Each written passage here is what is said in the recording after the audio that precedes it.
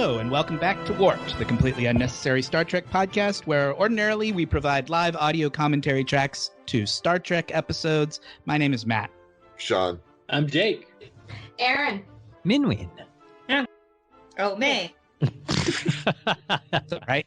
We can fix that later. Mr. Jake, get the fix on. We are, I say ordinarily because we're not watching Star Trek this week. This is part 2 of our season-ending movie watch-through. We are watching Dune. If you haven't listened to part 1, go ahead and go back and listen to that, because otherwise you're going to miss all the inside jokes and stuff that we came up with during the first half of this episode. Did we? Remember all the funny bits we did last week, you guys? Right. I'm trying to forget. Time you can call in. Listen in for the bits, guys. That's what we're known for. It's all about the bits. Hmm. We're 1 hour, 10 minutes, and 53 seconds into the movie. Paul and his mother are tied up. They've been kidnapped from planet Arrakis. They're being taken away as the palace explodes behind them. Shawn will punch the triangle. I'm punching the triangle in 3, 2, 1, punch. Just to bring you up to speed, the last inside joke we made was Erin saying that she wasn't wearing her mask correctly because her nose is exposed. Yeah. Which was a good joke. I don't tell the joke now. They won't go back and listen to the first episode. Yeah, now you've ruined it. Yeah, nah. There was more joke. We elaborated. But I mean, you gotta tease it. You gotta give him a reason. Hey, I love that David Lynch thought, you know what would be funny? What if we just shaved a divot in the top of these people's heads? I mean, it's a bold choice. I love it.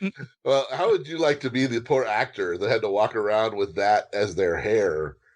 Yeah, you know, they were just wearing hats all the time. They weren't working. Otherwise, I get a sunburn, man. Can you imagine? Well, this guy's nice and creepy. Ooh. No, he's not. This is not good. Oh. He's So, using the voice. Yeah, see, he didn't know he could do that. We're learning that he's got the power of the And magic. now Ugh. he's released the mama bear, who we know She can- really knows how to do the voice. That's why she had the mask on. Right, because they knew she could do that, but they didn't know he could do it. She can't do the voice through her nose. It's a pretty bad drawback. I love that they say things like a poisoned blade, so you know that it's not as if being stabbed wasn't bad enough. They want you to know for sure that it was also poisoned blade. That's an unnecessary thing to tell you. It could just be, oh, he stabbed that guy and he died. Right. Yeah, just leave it. Was the thinking that, where he stabbed him, he wouldn't die that fastly, so he had to go. Does anybody think that far ahead in these kinds of situations? I think that's why they added it later. We know someone whose partner got stabbed multiple times, and he's still alive. So I could see why someone might put a poison blade in there. I would be like, oh, one stab wound? Come on, dude. That's nothing. Now he's got to pilot it back? I have no idea who you're talking about. But you can tell me later, I guess. Okay. I've heard this story. Sure. I think if they could have put anything there, they could have, really, punched it up. It was like, oh, it's a it's a Sandari laser blade. That's It looks completely like a normal metal blade. That's what Star Trek would have done. They would have given it a Star Trek-y name. They were talking about, the blades of the past in Excalibur and the blade of Montrose. Oh yeah, the one of these things does not belong. Right, two reels and a fake. 2 reels and a fake. You guys ready for an Only Connect? Yeah. Yay! But we're gonna do this the rest of the show, so sit back and enjoy. Your first clue is 4th Fury 325. Fourth is part of the. If you look in your chat, you'll see I wrote it. I'm sending them to you in the chat, so you also. People at home are just going to have to figure it out from the sound of my dulcet tones, but the rest of you can read it because I posted it in the chat. Say it again. Fourth, Fury 325. Sounds like a code. Whoa, is that his poison pill? Yeah. They did it to the wrong person. But he's Damn it! I hate when that happens. Oh. They sense it. It's Like when a bee has one stinger, man. You gotta. Yeah. She's like Deanna, Erin. She can, sense things from long distances. And I can appreciate that her hair is not like perfectly coiffed now. I like that they went with that choice to muss it up a little. Yeah. Poor Baron, still alive, still crazy. Yeah, he's crazy. I'm not getting much from that first clue. Nope. Yeah. Second clue is third Superman.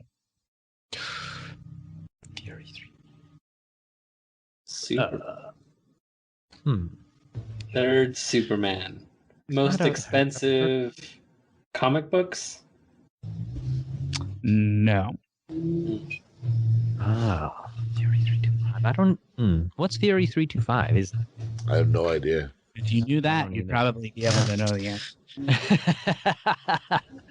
Maybe like for the next. I don't know. I want to say it's like first appearances by somebody, maybe.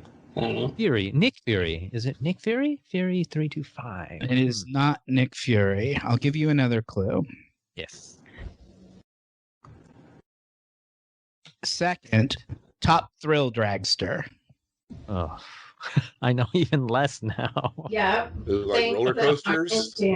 Roller coasters? What about roller coasters? It is the tallest roller coasters in the United States in order. Yay! Nice. Shawn, way to pull that off, Shawn. What's the number one? Fury 325 is at Carowinds in North Carolina. Superman is here at Six Flags. Top Thrill Dragster is at Cedar Point in Sandusky, Ohio. Yeah. And the number one tallest roller coaster is Kingda Ka, which is at Six Flags Great Adventure in New Jersey. It's 456 feet tall. I hate roller coasters. The madness of it all. The sheer hubris. The hubris of it all. Oh, the humanity. I like roller coasters. I love roller coasters. I used to. Shawn does too. I can't handle the height sometimes, but yeah. Usually it's just the first climb, that you really got to worry about. Yeah. 'Cause after that, it's just you're moving so fast you don't care anymore. I am actually very afraid of heights. I think we've talked about this before on the show, but there's something about roller coasters that because it's a controlled environment and that it doesn't freak me out the way that like standing on the edge of a tall thing freaks me out, But King Ka is one of those ones that just goes like straight up and then straight down. I just posted a picture so you can sort of see what it looks like. Like it just goes up that tall thing and then comes right back down again. Oh, it's Superman like Superman. as well? That's what And Superman that's the whole does. Yeah, except Superman goes up and back on the same track. This one goes on sort of a U-shaped, like a reverse. So it's like Accelerator at Knott's Berry Farm. Yeah, look at the picture in the chat. You'll see it. If I do that, you guys won't be able to watch the movie. Oh, okay. Not that it really matters. Well, I'm able to see both at the same time. So anyway, those are the tallest roller coasters in the United States. Cool. Thank you very much. It seems like I have another roller coaster question. It seems like they go back and forth between like Cedar Point will have the biggest or Six Flags. Like how often do they like alternate? Because it must take a while to build one, but don't they constantly have to like one up each other? Yeah, of course. It's a constant game of one-upsmanship and who can. So like on average, what does that look like? Like every 5 years or like what would you say? Well, I don't recognize any of these names because I haven't been on a roller coaster in like 20 years, but like Well, I've been on the Superman ride at Magic Mountain. That's the one that's the only one I'm familiar with. But Do you like that feeling, the drop? yeah, I do. Okay. Did you go on it when it was forward or backwards? I've been on it both. I went on it when it was new, at relative, when it was like the hot new when ride. they launched you forward. Yeah, when they launched you forward. And you've been on it since they launched you backwards. Because I've only been on it since they started launching you backwards. I never went on it the first way. Back in the original days. Why did you switch? To make it, because people were getting bored of it, because all it does is go up and then come back down. It's literally about 35 seconds the entire and for a while it was the hot new ride, and then it got it had been around for a few years, and they were like, what can we do to jazz this up again? And they were like, well, what if we just turn the car around so that instead of going forward you're going backward the whole time.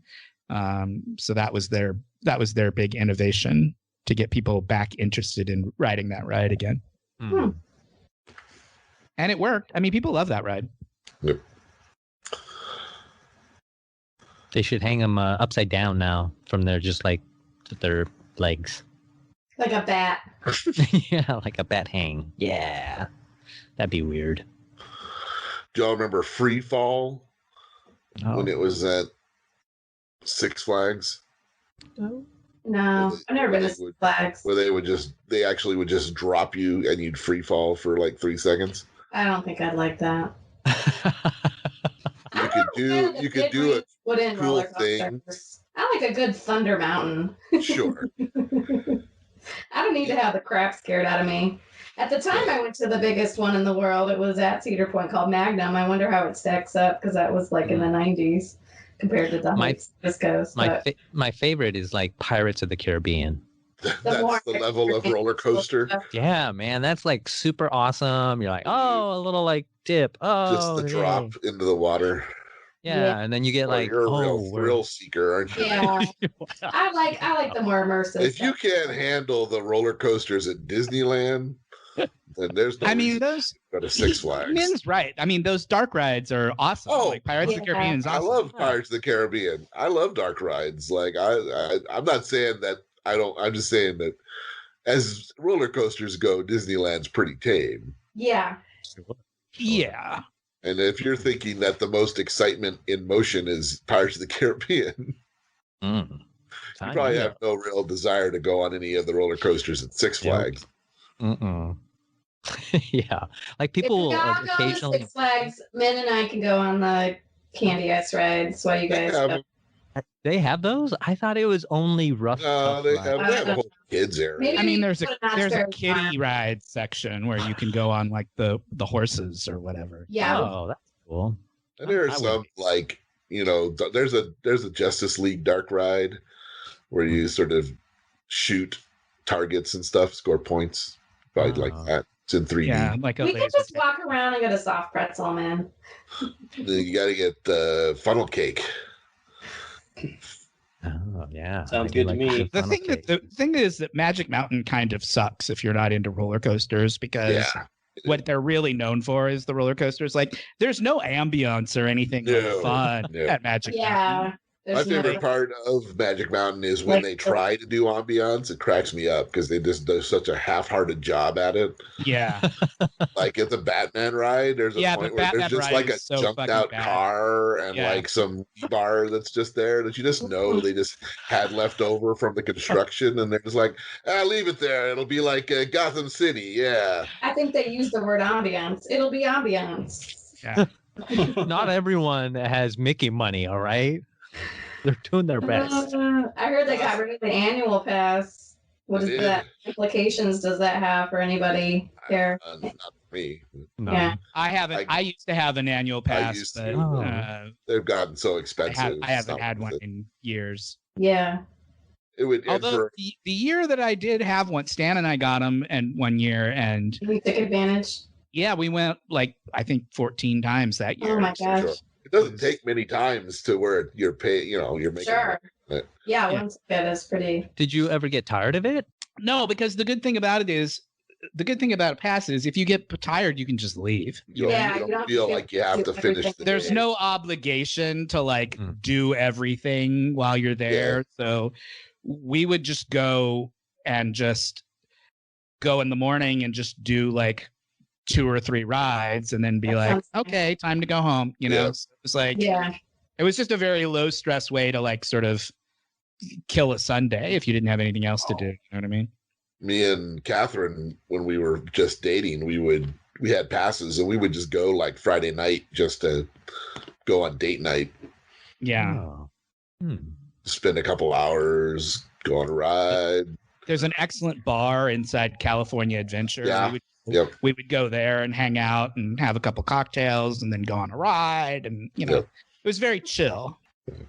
Once you have 2 kids, it becomes priced out of our range anyways. Yeah. I've never gone with the kids. The kids have gone with Dad, but I haven't. I've managed to avoid. Well, one time I worked down there, but I had access to like a semi-discounted ticket, so then they went while I worked, and then, Your first clue is marry the mutant. That's a clue? Oh my God. This game is constantly surprising to me. Really? They want to be. Marry the mutant. You're one of the best at cracking the codes. Jacob. Marry like a woman's name, not like to get married. To get married. Marry the mutant. Okay. No, I got nothing. Second clue is Krusty the Clown. Marry the mutant. Voiced by Dan Castellaneta. Nope. Alliterative name? No. Your third clue is Chandler Bing. Oh. Jewish TV characters? No. I don't think Chandler's Jewish. Marry the mutant. Neurotic.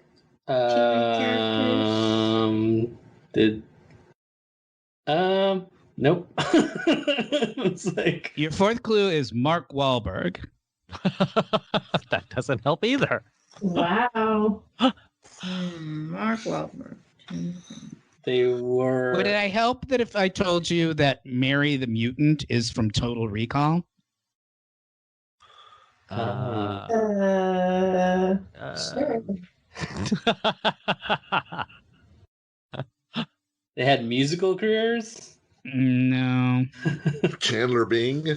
We all remember his great musical career. Mary the Mutant is a very specific character in Total Recall. He's with 3 something. He's got 3 nipples. They all have 3 nipples. They all have 3 nipples. That's what? That's correct. I guess I should have known that. I've been known to follow all details related to Mark Wahlberg. I didn't know Mark Wahlberg had 3 nipples. Mary the Mutant is the 3-bested prostitute who we've talked about on the show. Yep. We didn't call her by name, did we? She had a name. She was a guest character on Next Generation. We talked about her then a few weeks ago. And I didn't know that about Krusty or Chandler. I did sort of remember that Mark Wahlberg as a 3rd nipple, but Krusty. They talk about Krusty's superfluous 3rd nipple in one of the episode where Krusty goes to jail. They talk about it, and then Chandler gets revealed in an episode when they're all telling secrets about each other. Yeah, they call it. There's Big Ed Hurley. Yep, it's Big Ed Hurley. Sean Young. And there's a very young Sean Young. This is actually Blade Runner is 82, so this is post. This is after Blade Runner. But she looks really young in this movie. Oh, Paul Block. He's got a new name. How's Sean Young doing these days? Well, she was in Ace Ventura: Pet Detective. She kind of. She had her crazy moment where she showed up on the Warner Brothers lot dressed as Catwoman, trying to. I don't think when she said, "I wonder how she's doing these days," she didn't mean 25 years ago when she was in Ace Ventura. Another Ace Ventura movie, like. Oh my God. Has she done anything more recently than that? is what probably I think. Yeah, well, that was the most recent thing I could think of. Yes, she famously showed up. She wanted Michelle Pfeiffer's part in Batman, and she showed up on the lot dressed as Catwoman in an homemade Catwoman suit. Yeah, to try and get Tim Burton to pay attention to her and give her the part, but it didn't work, sadly. And that sort of derailed her career. That's still like... That was still in the early 90s. I think it goes downhill from there, you guys. Look up. Somebody should correction. No, it is. That was... people thought she got a crazy... Well, I mean, because what she did was kind of crazy, but yeah, the Hollywood turned on her at that point. Yeah, I think it gets weirder. I remember reading an article at some point. Oh. Reading an article. Yep. doing some quick Googling. Yeah.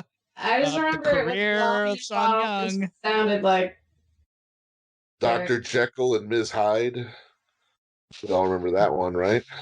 No. That was 25 years ago. Let's see. What is she doing now? What the hell is going on? Okay. Do we need They're some doing what we said we should do with the ride. They're hanging upside down like a bat. Oh, okay. Yeah. It's so bizarre. Hanging a cow upside down. I mean, say what you will about him. This guy can eat. Yeah. Whee! Yeah, and he likes to fly around on his little flyer, too. Yeah.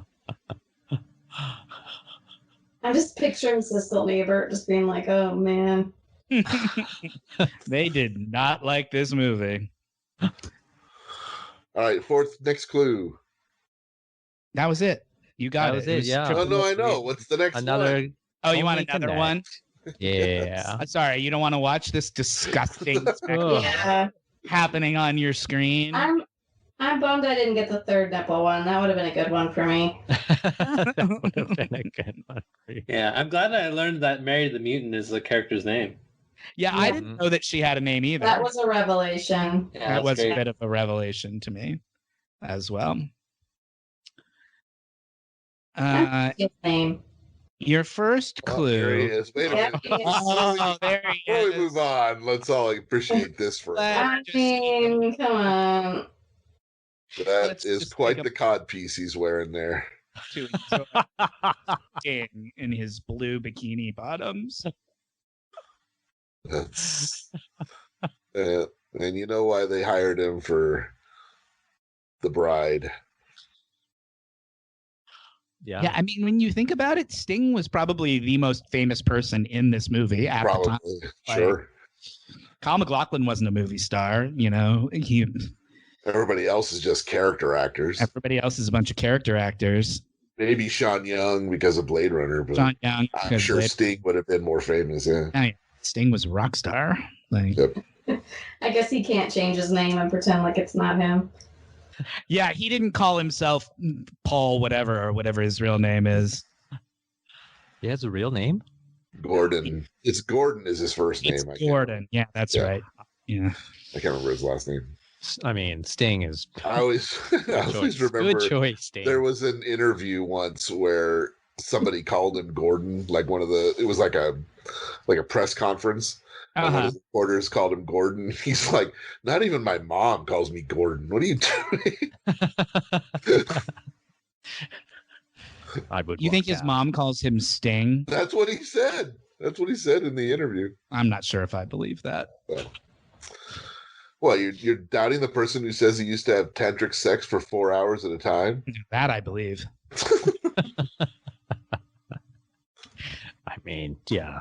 Sure. Does anybody want to know what's going on in the movie? Sure. That was unconvincing, honestly. Yeah. It's gross. She's drinking out of a bottle. It's okay to say no. Erin, it's okay to say no. I'm curious because literally, like, it's not stilted anymore. It got fluid. So I'm watching the movie, but it still doesn't make any sense to me, this movie.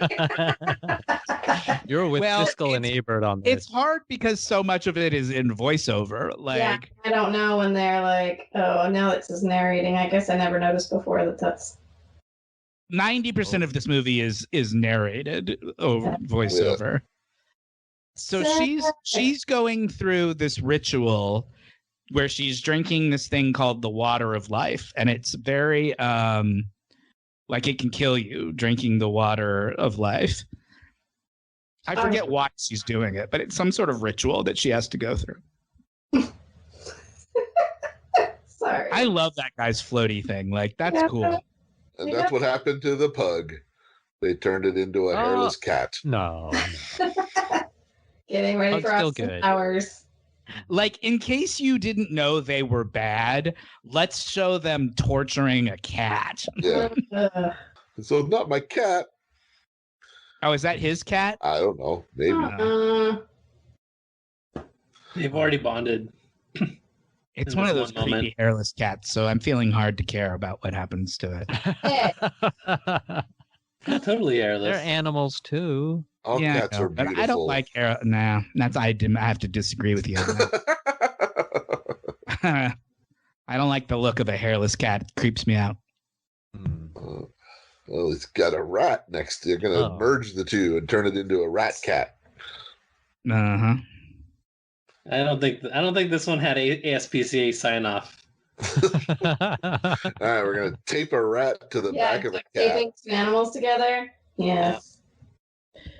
The American Humane Society verifies that they were nowhere near the production of this movie. Yeah, they don't have the little credit at the end. Wow. Fade to black. Oh, man. So I have a dumb question, maybe. How do they film the dunes? Are they just little dunes? Or do they go somewhere where there's dunes? I think they filmed most of the movie in Mexico. I know that, but Mexico doesn't have dunes like that. Mexico? I don't think so. I think they must have gone. I'm sure they probably went somewhere to film. Like Egypt and filmed it. Yeah, where are they? Morocco or whatever. Okay. Really? That's a lot of expense. It's like a lot of work. This was a very expensive movie. That's true. Yeah. What do you think happened with the sets afterwards? I feel like someone would have wanted to keep them around. I mean, they're pretty impressive sets, but I don't know the answer to that. They probably just tore them down, you know? So sad. Yeah. Many of the exterior shots were filmed in the Samalayuca dune fields in Ciudad Juarez, Chihuahua. Well, really? I didn't know there were dunes like that in Mexico. Yeah. Oh. Jake with the knowledge. Yeah. Way to drop it. Well, Live correction corners. I like it. And the new one is being filmed in Budapest and Jordan. Budapest. Or was filmed, I should say. So he's going to lead a revolution. These people that he's talking to, Erin, are the natives of this planet. So remember I told you this whole movie's kind of about like colonization and imperialism. So these are the native Iraqans of this planet, and they live out in the dunes, and he has now sort of become their leader, and he's telling them that they need to rise up and fight to overthrow the evil government that's oppressing them. And he's going to teach them how to fight, and they're going to learn how to ride worms. And they're going to learn the wording way, right? And kick obelisks. Yeah. Well, he's making a point here that this guy can't break it, but he knows how. Kyle MacLachlan knows how because he has superpowers. Break. Yeah, that's an idea. Yeah. Well, you'll see. You'll see. Kyle MacLachlan's going to be like, I can do it like this. And they're all going to be like, ooh. Use the fancy space future gun. So has anyone had to poop in their suit yet? They're all everyone. They're just doing it right now. Oh. When they're looking off into the distance, but there's no voiceover. Yeah. That's what they're doing. Looking off into the distance. Check this out. Oh, damn. Yeah, he can do it with his magic gun. Oh. It's not magic. He's got the voice power. But doesn't it is the weapon's powered by his voice, isn't it? Yes. Yeah, but Like but anybody can do it. It doesn't but anyone can do it. It doesn't have to be him. They talk into that microphone and it turns it into like sonic rays or whatever, and they use it as a weapon. Sounds pretty messed up. What they can do with it. Look at those two little kids in the front who are like, I know. I'm like, what's up? Ow, I don't get it. Their hair was sloopy.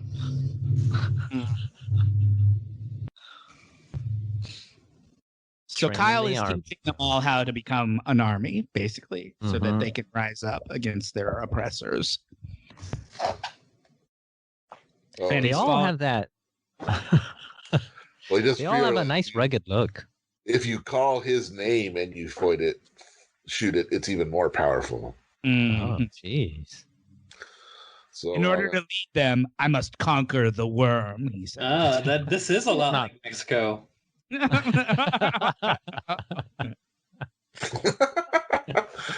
Sorry, I just got that. Yeah. I don't think I've ever actually eaten the worm yet at the bottom of a bottle. I can honestly say I've never drank a bottle of tequila that had a worm at the bottom. I think the tequila is still the point. I hear that worm is got some juiciness. Have you ever had the snake wine or whatever? Oof, no. I've had some of that. What has it got? Snake venom in it? Or? Snake? It's got a snake in it. Like it actually has a snake. Yeah. Those tiny ones. Thing, I think. Anyway, I was at a party once where people were eating the snake. Ooh. Did you eat the snake? Did you have a bite? I don't know. I was around the snake. I can't remember. I feel like if I'd eaten the snake, I would remember something like that. I think somebody did, and it was pretty nauseous. Erin's a snakeitarian. That's the only meat she eats. Wow, we had snake once at Don's American Barbecue. Sure. On the way to Palm Springs. Oh, they have barbecued snake? They had all kinds of. Their whole gimmick. I think it would be chewy. It's very gamey. It's fine. It's like nothing special. Their whole gimmick at that place was that they had all kinds of exotic weird protein. If you've ever eaten venison, for sure. Then you know what snake tastes like. Interesting. I would not have expected those two to be the same. For some reason, because the snake has to be so muscular to get around, I figured it'd be chewy. All I remember is that it's very hard to eat because it's very they give you the cartilage, right? And it just has it's hard to get the meat off of a snake because it's so it's so cartilagey. It was not very. It was kind of unsatisfying, you know. It's more to say you did it, I guess. Yeah, exactly. So Paul's learning how to control the worms. Oh, look at that. That's what Cisco was talking about when he said the effects look surprisingly cheap for a $45 million movie.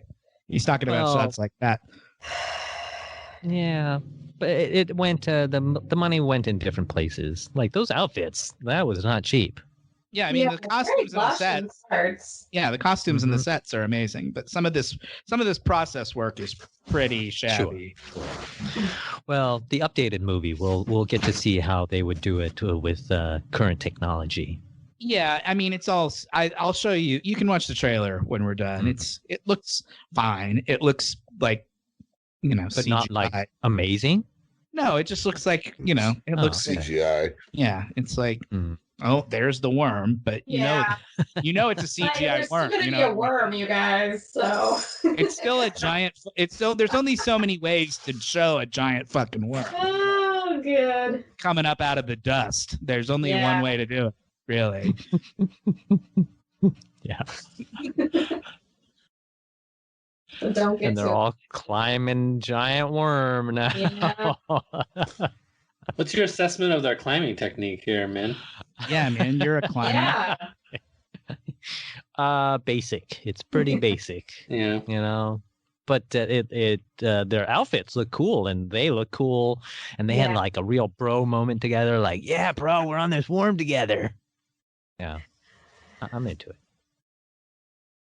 This movie makes no sense.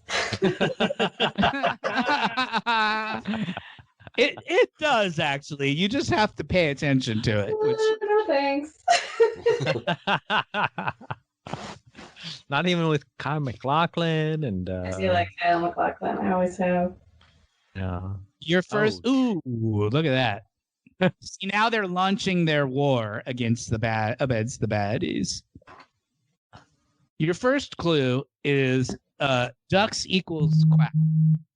Ducks equal quacks. Yeah. That's not very helpful because that could be anything, right? Yeah, just like the sound they make, right? Yeah. The next clue is fish equals blub. That really goes in line with sounds that the animal makes. Yeah, if it was that easy, it wouldn't be only command. Right. Well, no, that's why I assume that's not the answer. But Yeah. I want to see it's like how they're represented in like a comic, or I don't know. Old McDonald way, they say. I mean, you guys are sort of getting closer. You're narrowing into it. Is it that spin and learn thing? No. I know what you're What's the term for it? Onomatopoeia? Is that what it's called? Those are words that represent sounds. Yeah. Your third clue is seal equals ow, ow, ow. Oh, that's from what does the fox sing?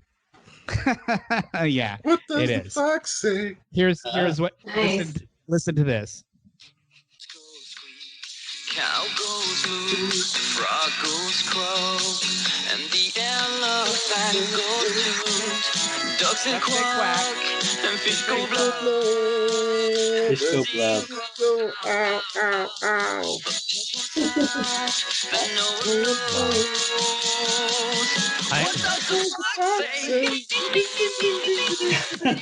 I'm proud that I don't know that.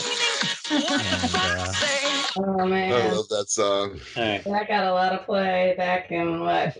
Yeah. 13 or whatever. Hey, Patrick Stewart's back. Nice. Yeah, I feel that movie. I feel like that song was like 2014, 2015. Yeah, something like that. Somewhere around there. Your fourth clue, which would have given it away, was fox equals ring ding ding.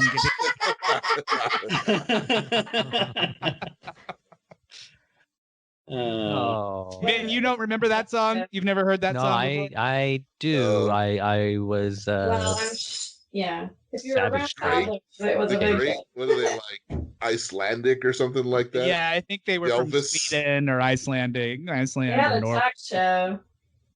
Did they? Yeah, that's like their main job, and then they kind of did this as a funny, that was like, on the hit, show. and then it blew up. Funny. Yeah, it was the definition of a one-hit sort of novelty. Oh, it was huge in my house. Oh, yeah. Well, that makes sense why you would get it, because oh yeah, we listen. My kids love that song. It's probably like the song a lot. Yeah, that makes sense. It's kind of like a Baby Shark. Yeah, exactly. I'm glad that Baby Shark did not catch on the way that does the fox. Because the what does the fox say? There's some actually really funny parts in that song. Yeah. I wondered if anybody would get that before the fourth clue gave it away. That's funny. Well, the seal goes, if you know the song, the seal goes, ow, ow, ow. It's I thought about it that much. Then as when you said that triggered right away. It's like, yeah. I love the elephant goes toot. Oh, yeah. How much time is left in the movie, Shawn? We got 25 minutes. Boy. Plenty. Plenty of time. So if we got to the part where you turned it off already, May, you Does any of this ring a bell?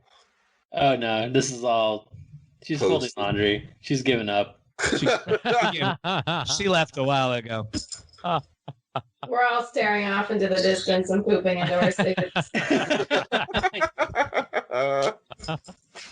Shit, That's Jose Ferrer playing the emperor in the movie. Yeah. His David Lynch connection is that his son is Miguel Ferrer, right, who played Agent Albert on Twin Peaks a few years after this. I always wondered if that's how Miguel Ferrer got this job. Was that David knew Jose from making Dune? I don't say what you will about him. Lynch was loyal to his buddies. He absolutely was. He loved working with people that he. Well, no, yeah, it says a lot about him too that they all would come back to work with him. He must be fun to work with. Yeah. He seemed like a nice guy when you hear his interviews. Weird, but nice. He's a delight. Is he proposing? Is that what's happening? Yes, and he has to do it on a worm. Yep. That's the honeymoon. Hands tied? Gee, they're into some kinky shit. I think he's got to like ride the worm without his arms or something. What?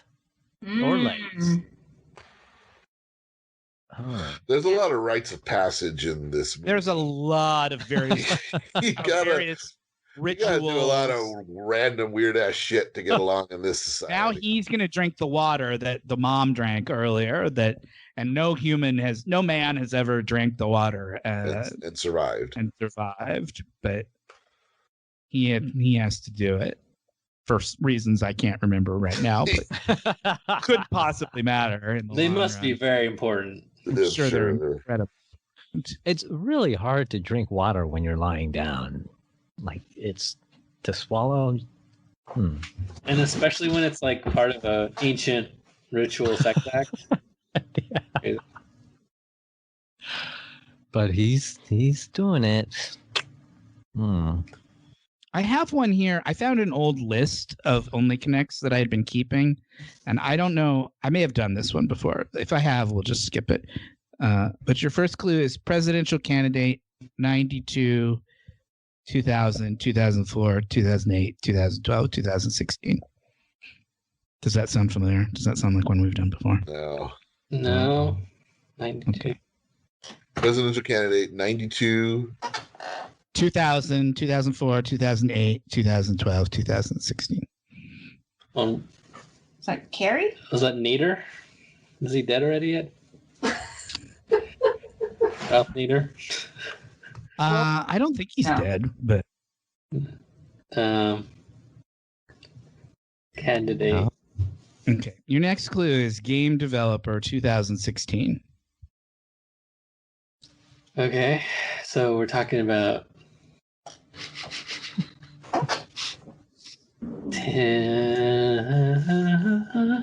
Oh, Mama's dying.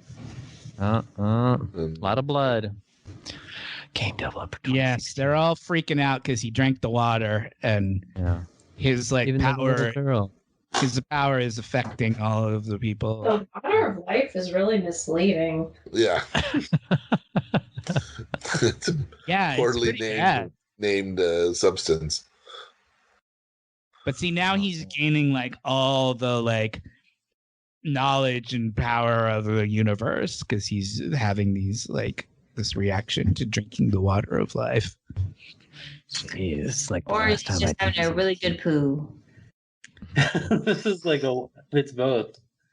Why not both? Yeah, you taking a poo on the water of life. Oh boy. Third clue, teenage fashion model, 1959. It feels like Times Person of the Year or some sort of thing like that. Cindy Crawford. No. 1959. Teenage fashion model. Huh. Your fourth clue is aerobics instructor, 1984. Susan Summers. Do you know how this game works? Jane Fonda? No. Try and think of a person who would have had all would have been able to do all of those things. Yeah. A person? Well, yes. Or a family? Ish. It's like I don't think you guys are gonna get it. These are all jobs Barbie has had. Oh. You know how they always putting out like different models of Barbie where she's like airplane pilot Barbie. Sure. Yeah, I did a lot of Barbie. Race car driver Barbie. So she started obviously as a fashion model in the 50s, but she's also been there was aerobics Barbie, there was game developer Barbie, and she's ran for president a lot. Ran for president many, many times. Somehow she didn't run for president in 96, but that's okay. Took a break. Barbie jobs. Barbie jobs. Wouldn't have gotten that one. No. Yeah. I thought you guys Barbie would fans. No. Was not thinking this. Never came to those terms in my head. Mm-hmm. I figured it was all the same person or same thing. I was thinking of a real person.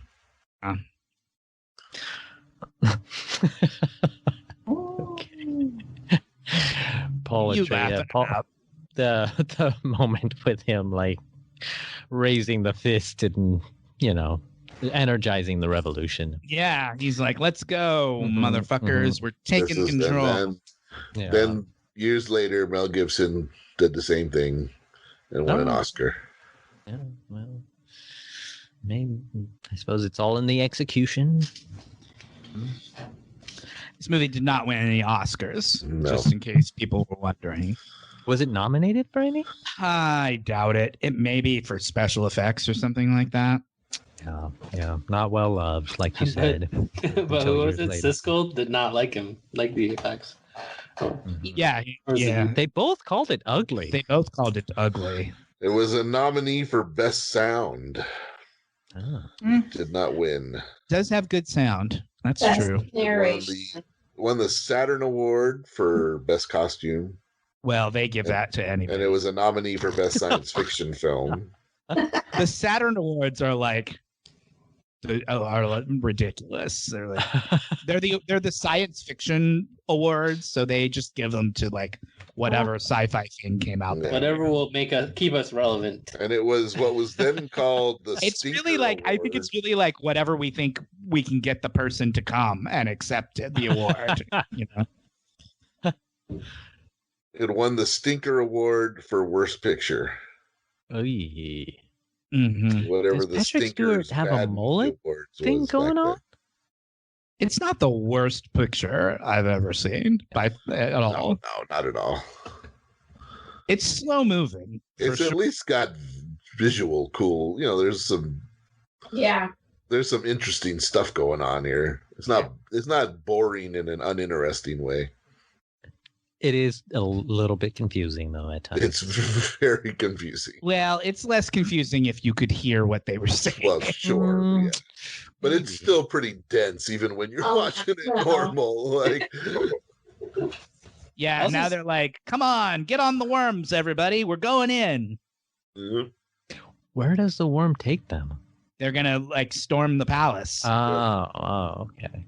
Because the giant worms are going to fuck shit up, And a few years later, Tim Burton comes up with the idea for the end of Beetlejuice. Mm-hmm. Yeah, there's giant worms in that, too. Yep. And Max is making his money. Make that money. No, that's not Max. Sorry. That's Jose Ferrar. Yeah. Mm. Oh. Uh-oh. He killed his son. Head off. Yeah. Or nephew. I think they're his nephews.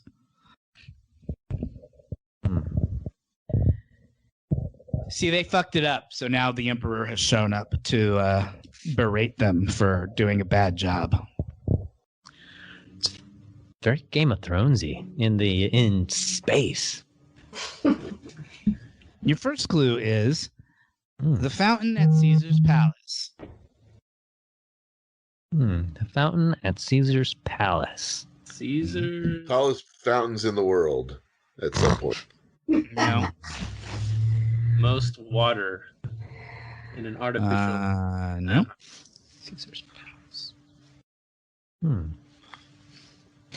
That girl playing the baby is Alicia Witt. Yes. Who was in Mr. Holland's Opus, and she was the daughter on Sybil. She's been in a bunch of stuff. She was on Twin Peaks. Oh. She's doing a great job. She's supposed to be creepy, and she is. Yeah. For sure. Your next featured at the end of Ocean's movies. No. Next clue. Next clue: a crate of rattlesnakes. And what is buzzing? Oh, that's Someone's me. phone. Sorry. That's our notification that the quiz is continuing. Oh, okay. A crate of rattlesnakes and a tethered mountain lion. Crate of rattlesnakes and a tethered. Your second clue. Some kind of like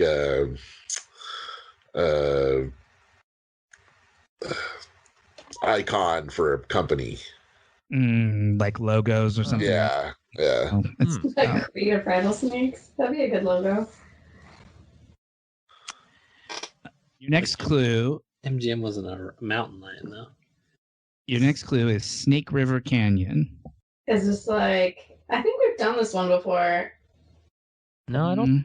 think Really? so. That we did the monuments recreated at Vegas before. Right. Okay. Is this like Evil Knievel kind of stuff? It is Evil Knievel. Oh, Aaron Yes. What? got. These are all things that Evil Knievel attempted to jump. The fourth clue was a 90-foot long shark tank. All four of these failed. Yeah, crashed. Hey man. The fountain at Caesar's Palace was in like the early 60s, I think. And he got famous for doing it, even though it didn't work. Like he crashed and broke a couple legs. The rattlesnakes and the mountain lion, his back wheel hit the crate of the rattlesnakes and released them. And the crowd panicked and ran away because there were loose rattlesnakes. Best case scenario. Snake River Canyon was like a rocket powered Right. motorcycle.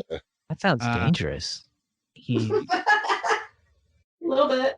crashed. Did he have a parachute? I think that on that one the parachute deployed early, so I think he parachuted away and the rocket shot out from under him. If I'm That's the best. Oh, wow. and the shark tank, he clipped the side of the shark tank and broke a couple of legs or something. Broke a shark. I don't think the shark. He released the shark on He the did not audience. release the And shark. the crowd scattered because there's a land shark. Land shark. He broke 3 legs. Landworm. So Aaron gets the point. These are Evil Knievel. Yay. Good job, Erin. This is a Good good job, one. Aaron. Good job. Excellent guess. Excellent answer. Love it. See, this is when this movie gets good. They're all shooting and stuff at each other. Yeah. You know, Tax it's happening. worms. It's just. But you can tell that like David's heart is not in this action stuff. Like you can tell that this is the least interesting stuff to Yeah, David Blaine. the other things Likes are what the- does well. He likes the conversations between people. Yeah. The weird. It just creepy- He's like, just he likes feels- setting a mood, you know? it just feels like his heart is not in any of this stuff. Like, Sandworms. My heart is also not in sandworms. what they've learned, I think, is that the sandworms are the source of the spice that fighting over all along. Who's Isn't going to it control? like worm poop that makes the spice? It may be something like that. Yeah. Oh. Wait for my brother. She's being all creepy and weird because she can see the future. Because she was in Jessica's womb when Jessica drank the water of life earlier, so she inherited all of these weird powers because Jessica was pregnant when she drank the water. It was weird. I thought that something bad had happened. I like with when I her. say the plot of the baby. movie and to just dead silence. All right, yeah. Just like just a general indifference.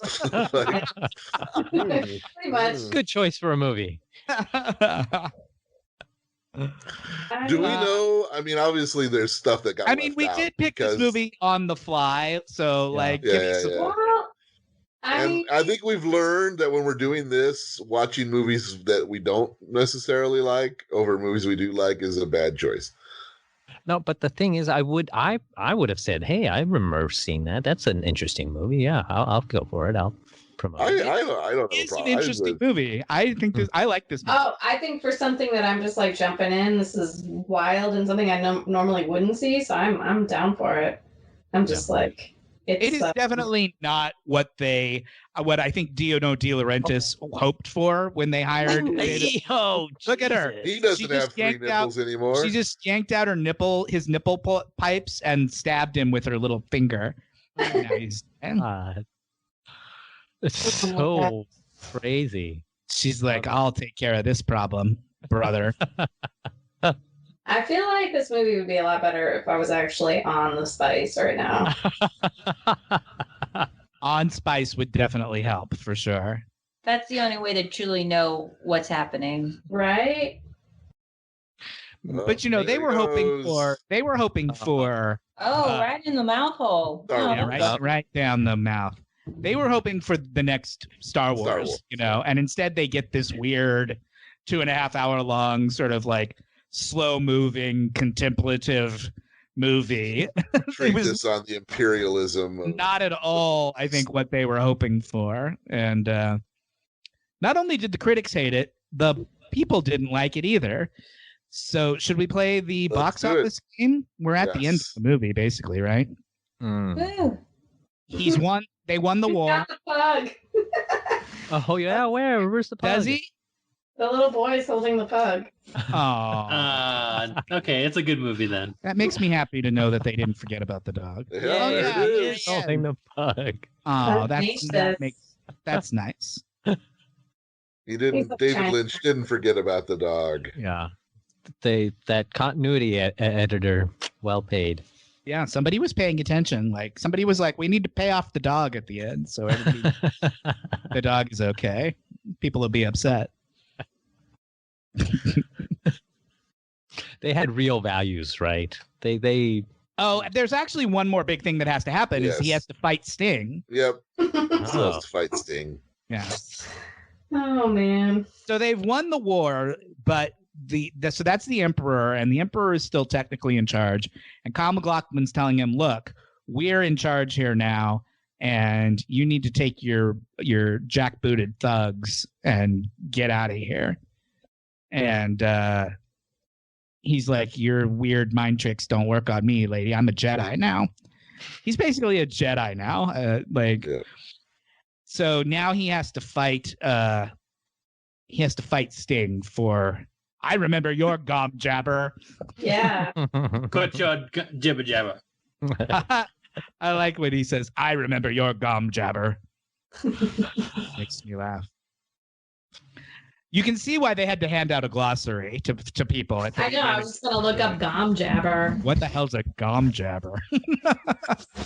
Let me tell you. So what Kyle's saying is, I'll fight Sting, and whoever wins gets to be the. Oh, you're right, Minh. He does have a mullet. Yeah, bald mullet. I love it. I had never noticed that before. He's going full Benjamin Franklin now.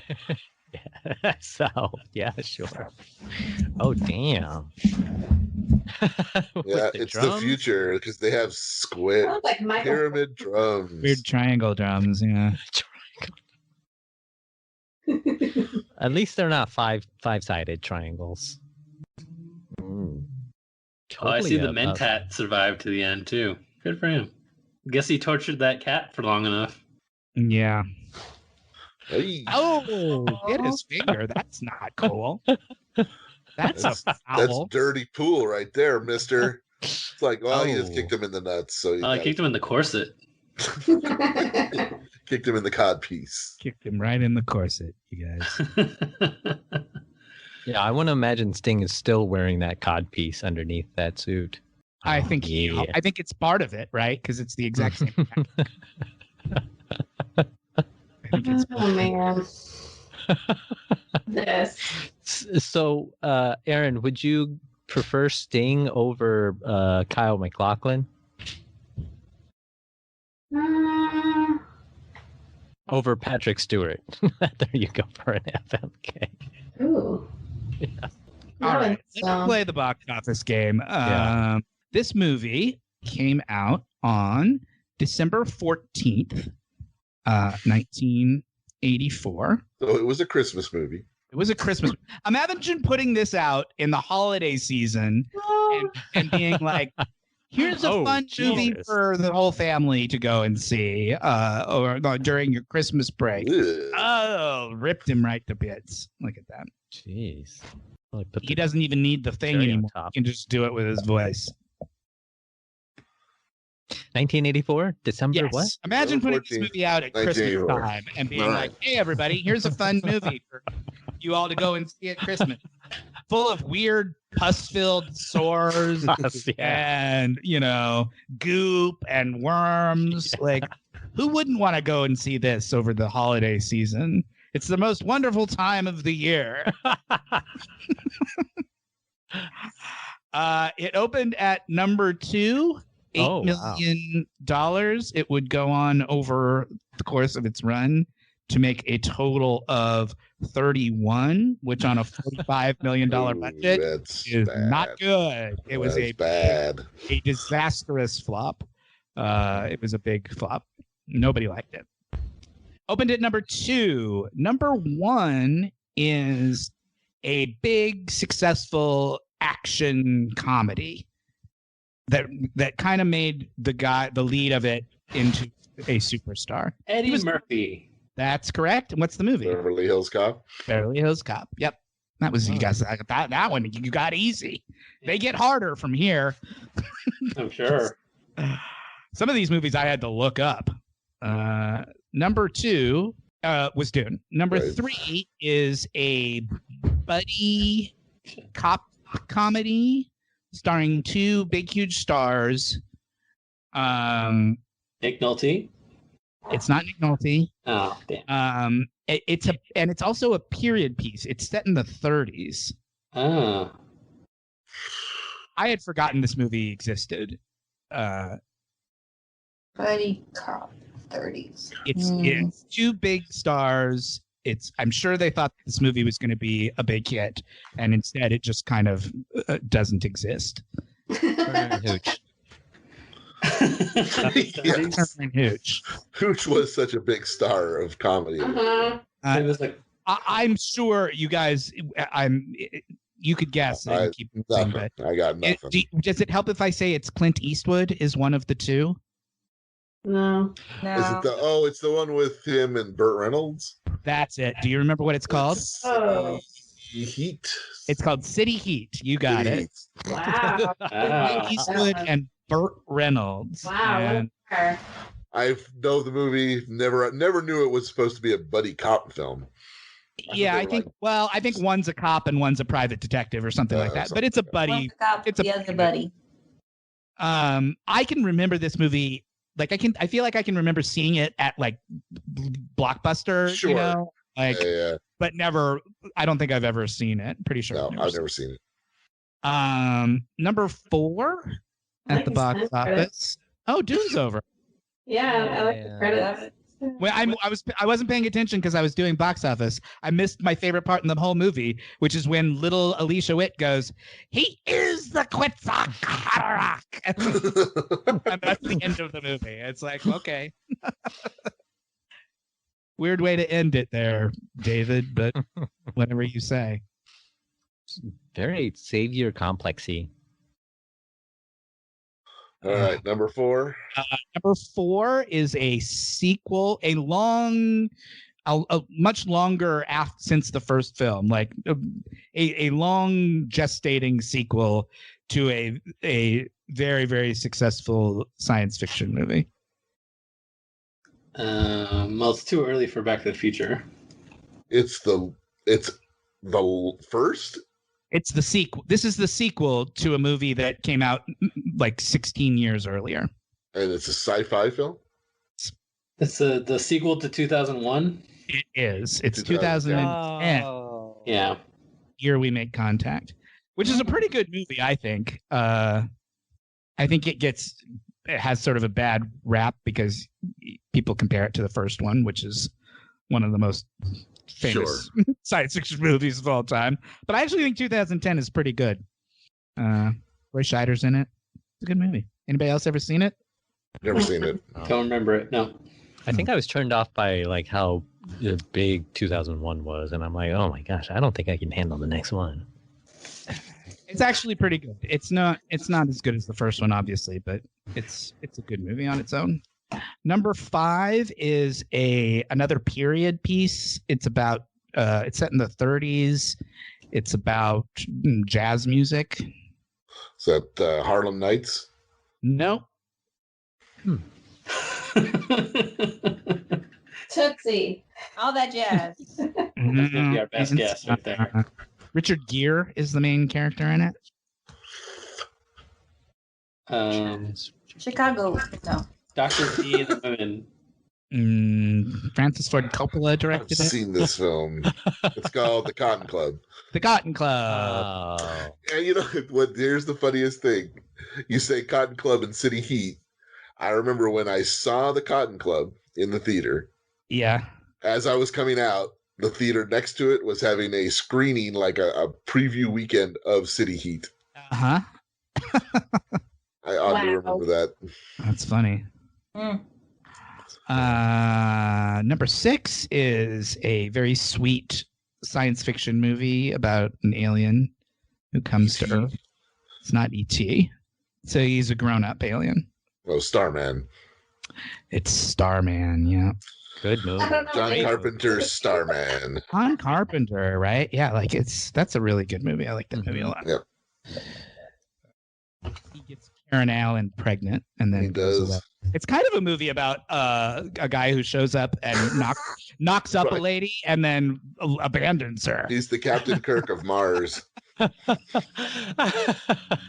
Seriously, he shows up, he gets her pregnant, and then he goes back to outer space. Like, bye. That's Kurt Russell? No, Jeff Bridges. Yeah, it's Jeff Bridges. Did they make a sequel, Star Boy or like Star Girl? They did Star not. Baby? No, they should have. No. Number 7 is The Terminator. Number 8 is Runaway. Shawn, have you ever seen Runaway? That's the Burt Reynolds. No, it's Tom Selleck. Oh, Tom Selleck. Is that the one where the bullets are like? Yes. Heat It's a sci-fi like thing with Tom Selleck. Gene Simmons from Kiss is the bad guy in it. Kirstie Alley. Alley's in it. Yeah. I've never seen it. I know of the film. I liked it a lot as a kid. I bet it's terrible, but I really that's I the was kind really of film you'd love as a kid. I mean, yeah. Number 9 is something I've never heard of, a Meryl Streep, Robert De Niro movie called Falling in Love, which I've never. Are they falling in love? I believe they fall in love in that movie. Yes. Oh. Number 10 is a action movie starring sort of a B level, maybe even C level action star, sort of a Rambo knockoff. Is it a Van Damme movie? No, it's a little early for Van Damme. Is it like a Dolph Lundgren? No, it's got the same plot essentially as First Blood Part 2. It's got essentially the same plot. That's why I call it a Rambo knockoff. It's about a guy who goes to Vietnam and. Is it like Chuck Norris or something? It's Chuck Norris. Do you remember the name of the movie? Missing in Action. Missing in Action. Wow. Norris goes to Vietnam to rescue American POWs who have been held there since the end of the war. A lot of revenge on Vietnam movies in the mid-80s. Yeah, a lot of people were taking their revenge on your people. How does that make you feel there, man? Hey, that's just what happened. Part of history. Did it make you feel good when you were living here and seeing all these films? I don't know if I made the connection because I don't. Back then, I don't. Yeah, Because I actually don't have any memories of Vietnam. Sure. So I think I was too young when I left there to be like, oh, that's home, or that's where I came from, or whatnot. So yeah, no connections. You did a good job. I was Shawn. Some of those I was like, I don't know. I don't even know how to describe. I would have never gotten City Heat or Cotton Club had you not given me that. Copious clues. The actor gave them away for those. That's cool. The box office game. Sounds like we did it, guys. Yeah. You guys want to guess what the IMDb rating of Dune is? Yes, I'm gonna guess that it's like 5.2. 5.7. Anybody else? 4.7. Nah. That's what it gets. Its average score is meh. Erin? 6. 6.5. Oh, wow. That's higher than I would have thought. Yeah. The Lynch Bros go on there and pump up its numbers. Yeah, all those Lynch Bros out there. They're like, I'm sure the obscure art of David Lynch really appeals to bros. Maybe. Every year, like clockwork, I rewatch all of Twin Peaks, and then I create a new account on IMDb to upvote the score on Dune. The tradition. I am in the sloggy part of my Twin Peaks rewatch right now, in the gap in season 2, right after they solve the murder and before it gets good again towards the end. Really weird. I mean, that slog in the back half of season 2. I'm just trying to get my way through it. Sure. So I can get to season 3 where I belong. Okay, then. Well, thanks everybody for tuning in. This has been an experience. I don't know. I'm having a hard time in my head picturing what these episodes are going to sound like when they're. I have a pretty clear picture. It's a lot of Only Connect. I know that much. Please go to iTunes or wherever you get your podcasts to rate, review, and subscribe. You can email us at warpedthepodcast@gmail.com, and you can follow us on Instagram at warpedthepodcast. Our merchandise is at lunar_flare. We are on Twitter at warpedtrek. You can follow me at hostwarped. You can follow Minh to learn about our Dungeons and Dragons and Call of Cthulhu podcasts and live streams at Wet Maynard. You can go to patreon.com. Most importantly of all, go to patreon.com/warped. Give us money. Subscriber and gain access to additional content and bonus episodes. Next week, season 3, episode 1. We're back into the next generation next week. Back to Star Trek, folks. It's a whoopee episode, Erin. There was a time when you guys would have been disappointed about going back into Star Trek. But now that you've seen the alternatives that are out there, now that you've seen Dune, Next Generation's looking pretty fucking good right now, isn't it? Yeah. Word. We think Captain Picard should grow his hair out like he did in this movie, but other than that, I don't agree with that at all. All that in a rat tail. I disagree. I didn't get enough of that look. There was no cruel intentions, am I right? that is true. Yeah, this was the cat from outer space. It is a whoopee episode. All right. And Gates is back. Yep, we get Dr. Crusher back. Hooray! I look forward to that. And until next week, my name is Matt. I'm Shawn. I'm Jake. Erin. Anyway. I'm May. Thank you for listening, and good night.